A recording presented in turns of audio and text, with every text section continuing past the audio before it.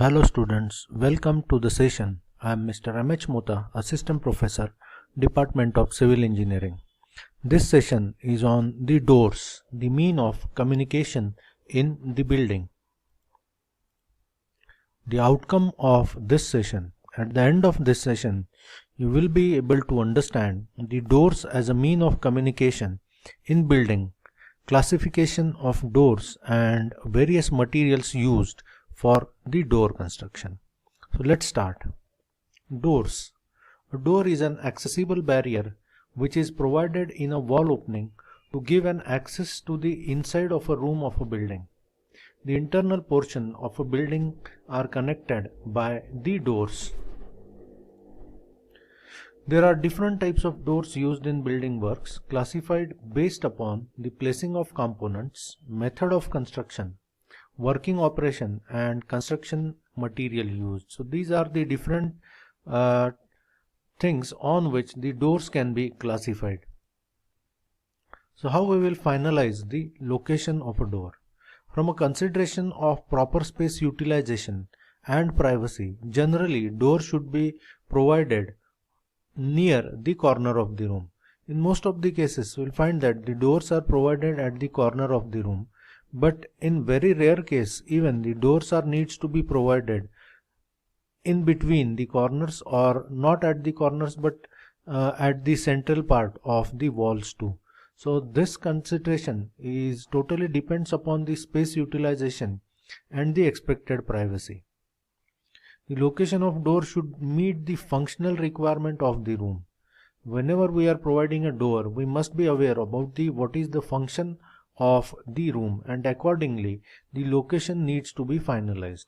If we consider, say, an example of a classroom, then door should not be provided near the boards, because every time it will keep on disturbing and it will not rather meet the functional requirement of a space which is designed for the teaching learning process. In such case, it should be on the opposite side, or not at least on the sides on which the blackboard is provided. So accordingly we need to think about the functional requirement of a room, and then we need to finalize the location of a door.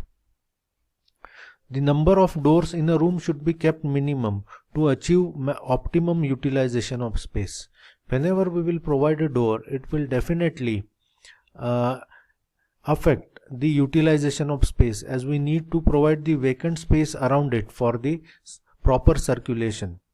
And if we keep anything near the door, then it will definitely going to affect the circulation of the persons using those who are using these doors. So the doors number should be such that it will not obstruct and will achieve the optimum utilization of the space. Generally, a door used to have two main components. One is a door frame and second is a door shutter, which is popularly known as a door itself. But generally, the overall door used to have these two main elements, a frame and a shutter. Next is the size of a door. Depending on the functional requirement of a room, these are the certain guidelines about the size of a door to be provided. In case of residential building, generally the external door or the main door is provided that of a size of 1000 mm by 2000 mm. Here the 1000 mm expresses the width of the door, while the 2000 mm expresses the height of the door, and all the dimensions mentioned here are in the same form, width multiplied by the height of the door. So these are the guidelines for the size of the door. In case of internal door, the width can be reduced up to 900 millimeter, but height once again should be around 2000 millimeter. Well, in case of bathrooms or water closets, the width still can be reduced and should be around 800 millimeter by 2000 millimeter. In case of public buildings like school, hospitals, library, we expect a large number of persons using it. So number of users will be more and will result in a larger width of the door, and so it should be around 1200 millimeter, which is the minimum kind of width one needs to be provided for the doors of public buildings like school, hospitals and library. While in case of garages, the expected width will be much more, rather it will be very high, and so the minimum width to be provided should be around 2250 millimeter with a certain increased height too, which is once again will be in a range of 2250 millimeters. So these are the expectation. Once again, please remember that these sizes are finalized considering the functional requirement of the room, and it should have a minimum height of around 2000 millimeter, or say more than 6.5 feet. We'll start our discussion with door frame.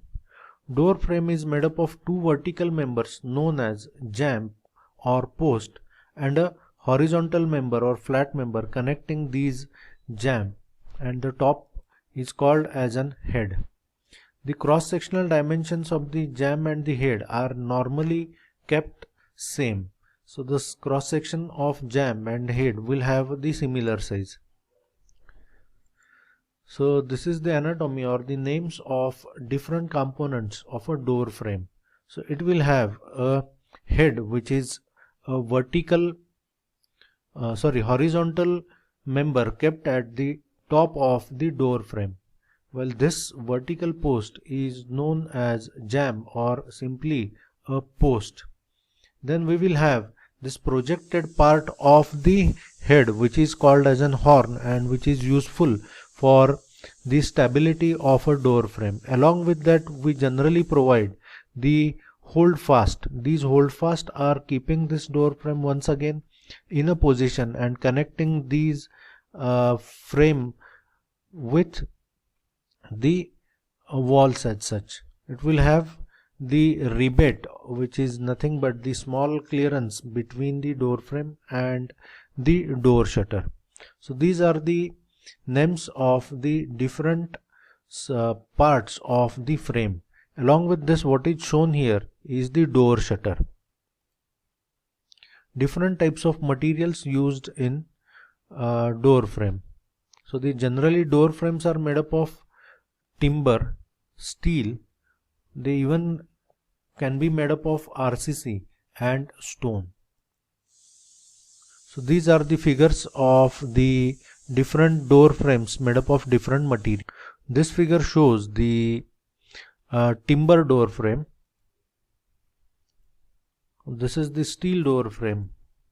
This figure shows the RCC door frame with certain shapes given to it, while this shows the stone frame. Generally, the timber door frames are popularly used in residential and public buildings, while steel door frames are used even in case of public buildings and residential buildings, but its use is still very limited.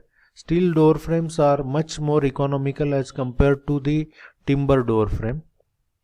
RCC door frames are the low cost door frames and used in case of low cost housing, while the stone frames are the frames which are currently popular because of the use of different stones like granite or marble. They can be used for decorative purpose more, and they are more suitable for the decorative work along with the places where the use of water is more, like the water closet or bathroom or the toilet blocks. There you will find that the stone frames are much more popularly utilized. Now the types of the doors. So there are different types of doors used. Those are classified as battened and ledged door, battened, ledged and braced door, battened, ledged and frame doors, battened, ledged, braced and frame doors, framed and panel doors, glazed or sash doors, flush doors, lowered doors, wire gauged doors, revolving doors, sliding doors, swing doors, collapsible steel doors and rolling steel shutter doors. You might be aware about these kinds of doors. In general, they are very common in our life. We'll try to understand it in more depth. So before that, just understand the different names given to the different parts. Battens are the vertical parts, ledged are generally the horizontal components of a door or the door shutter, while braces are the inclined kind of things provided. So once you understand this, then it will be very easy to understand you the different types of doors. So we'll start with battened and ledged doors. So as we have seen, battens are vertical bonds which are having grooves are attached together by horizontal supported things like ledges. The general dimensions of battens are like 100 to 150 mm in width and 20 to 30 mm in thickness. While in case of ledges, the general dimensions are like 100 to 200 mm in width, while 25 to 30 mm in thickness. This type of doors are suitable for narrow openings. So the figure indicates the battened and ledged doors along with a frame and hinge. Hinge is used to connect the door shutter with a door frame. So this is the figure in which you can easily see the battens and the ledges. Next is battened, ledged and braced door. To make it more rigid, braces are provided diagonally in addition to battens and ledges as shown in the figure in next slide. So braces are having a width of 100 to 150 mm while thickness as 25 to 30 mm, which is very similar to that of ledges. Braces should be placed upward from handling side and then they act as a struts and take compression. So this is for the improvement of the overall stability and the strength of a shutter. This type of door can be used for the wider openings. This is the figure of battened, ledged and braced door along with the hinges which connects it with the frame, and even the locks have been shown in this figure. This is the real life picture of this kind of door where the battens, ledges and braces have been shown along with a certain locking arrangement. Next is battened, ledged and frame doors.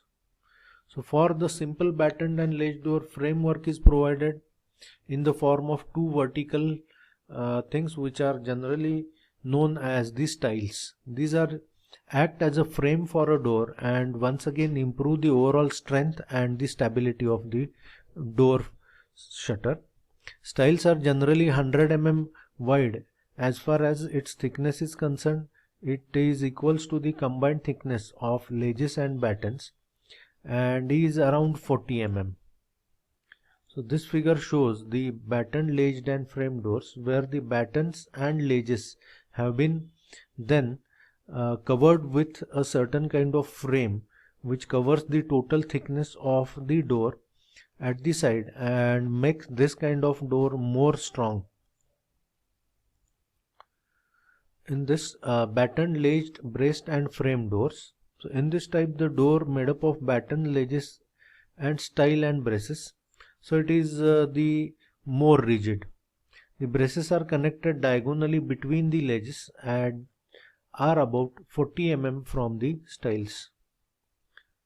This is a figure of battened, ledged and braced doors in the frame. So it is battened, ledged, braced and frame doors. You will find that the overall thickness of a door is much higher and is covering everything.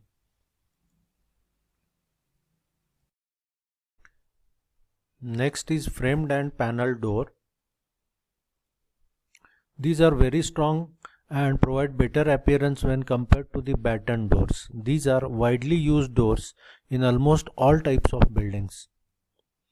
Stiles, vertical members and rails, horizontal members are grooved along the inner edge of frame to receive the panels.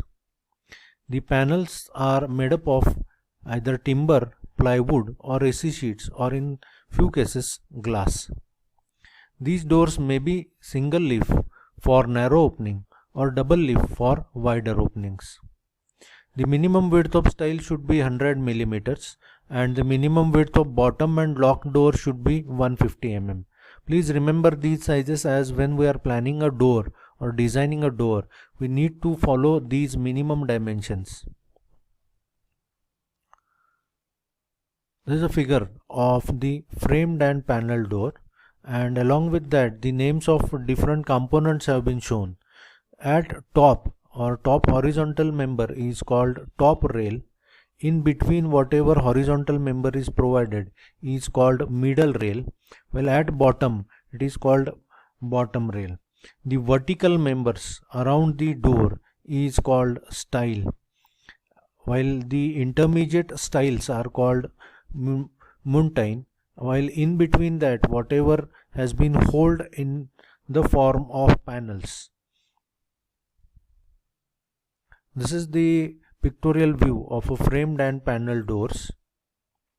This is another decorative kind of framed and panel doors, in which the rails have been provided as an inclined member in between for the better appearance, and panels used to have the different shapes. Glazed and sash doors. So these are the doors made up of the glass. So these are called as glazed doors. Glazed doors are generally provided in interior walls or in the hospitals and colleges.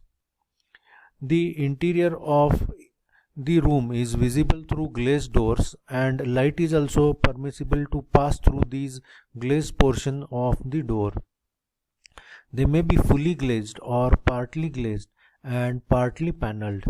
Glass panels are provided for glazed doors. This is a figure of glazed or sash door, in which you can easily see the glass panels. This is even another example of the glazed or sash door. Next are the flush doors. In flush doors, a solid or semi-solid or core portion is covered on the both sides with plywood or face veneer. These are the very popular kind of door nowadays, used particularly for the residential buildings as an internal doors. So these are widely used because of its very good appearance, economy, ease of construction and comparatively greater durability. There are two types of flush doors. They can be a solid core or laminated core flush doors and hollow core and cellular core flush doors. This expresses the inner part of the door. In case of solid core, the internal part of a door which is pressed in between the face veneer or face plywood is solid in nature, while in second case it can be partially solid and partially hollow. The core part in solid core flush door consists of a core strips of timber which are glued under very high pressure conditions. Similarly, in laminated core, battens of 25 mm width are glued under a high pressure. These doors consist of a wooden frame with stiles and rails for holding the core. Finally, plywood sheets or face veneer and cross bands are glued under pressure on both sides of a door. So this is the view of the solid core or laminated core flush, in which the face veneer has been shown. Below that there are timber core. So this is an internal part of the door. They are then covered with rails and stiles along the sides, and above that the face veneer or the plywood has been placed so that it looks nice in overall view and plain. Along with that, a lock block has been provided as shown in figure. This even is another view of a solid core flush door, in which the particle board has been placed as the core part, and that has been covered with the rails and the stiles, and in that even a certain part of timber wood is placed for maintaining the overall dimension of the door, and then it has been covered with this face sheet so that it can be good in appearance. Next is hollow core or cellular door. The inner space of a door is consist of equally spaced battens of width 25 mm. Other space is called void space, which does not exceed 40% of the area of a door. Here also face veneer and cross bands are glued under a high pressure. So this is the view of a hollow core cellular core flush door, in which we can see that this is an hollow part or the honeycombed part, and that has been then covered with top rail and stiles, and then they have been made look better by providing the facing or the veneer sheet from the both sides, and it even will have a lock block. So this is how this kind of door can be made.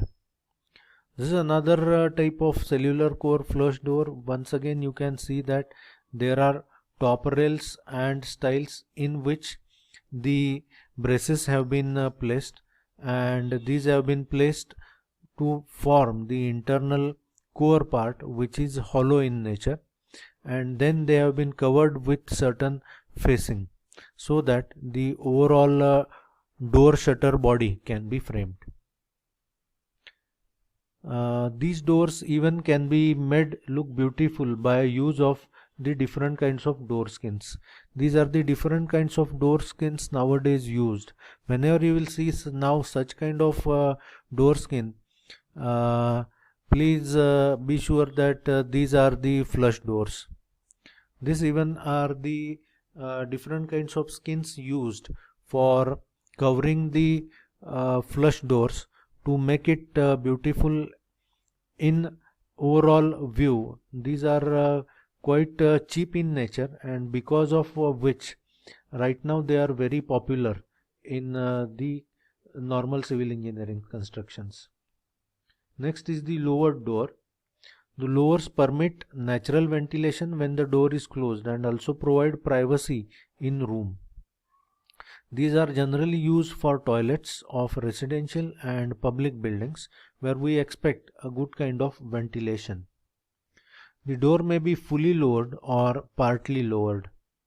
Lowers are made up of timbers or glass or plywood, and these may be either fixed or movable.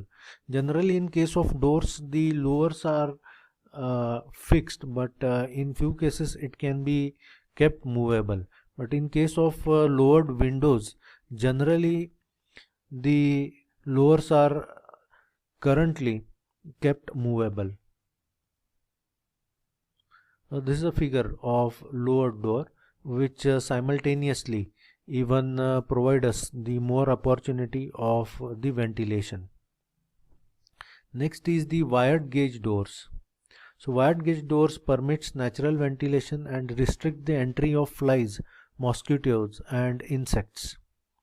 So these doors are commonly used in hotels, restaurants and for cupboards containing eatables. This is a figure of wire gauged door. The opening can be of variable in size, and thus sometimes even can be covered with the sheets of glass.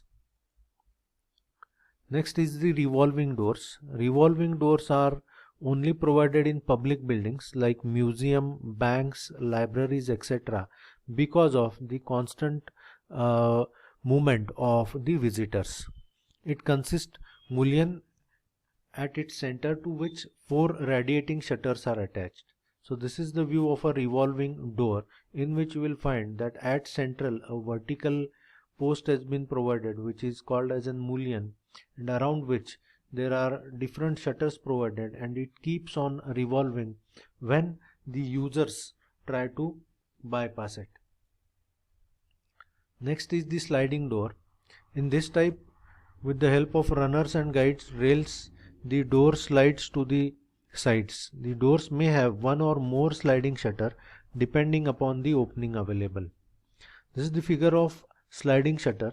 Now in this figure it consists three shutters which can be slided, and they have been made up of these metal frames and the glass in between. So this is the door shutter made up of a certain frame which is consisting once again these tiles and rails, and in between which the glass panel has been holed. Next is the swing door. In this case the shutter is attached to frame by a double action spring which help the shutter to move inward as well as outward. This is the figure of swing doors, in which the door is allowed to swing into the both sides of the door frame, which is very rare in most of the cases we have discussed so far. Next is collapsible steel doors. So collapsible steel doors are generally used for workshops, sheds, warehouses, etc. It acts like a steel curtain which will open or closed by a horizontal pull or push. A vertical double channel units of a size of 20 by 10 by 2 mm are spaced at around 100 to 120 mm thick and are braced flat irons, diagonals 10 to 20 mm wide and 5 mm thick. This is a figure of collapsible steel door. These are the different parts which are placed vertical and the inclined. These inclined parts or the elements are useful for the movement of these vertical components, and which allows the movement of the shutter into the horizontal direction. This is another figure in which the similar kinds of doors have been utilized for covering or for the safety in case of lifts. So these are equally used in the lift construction and residential buildings too nowadays for the safety purpose. Next is the rolling shutter. Rolling steel shutter doors are commonly used for warehouses, garages and shops. These are very strong and offer proper safety to the property. The door consists frame, drum, a shutter of thin steel plate interlocked together. A horizontal shaft is provided in the drum which help to open or close the shutter. This is a figure of rolling steel shutter door. Nowadays even these steel shutter doors used to provide a certain amount of openings which allows the free view of an internal things. These are quite popular in the showrooms where we expect the good amount of display of the goods. So that's it for this session. Let's meet in the next session to learn more. Thank you, and don't forget to like, comment and subscribe the channel. Thank you.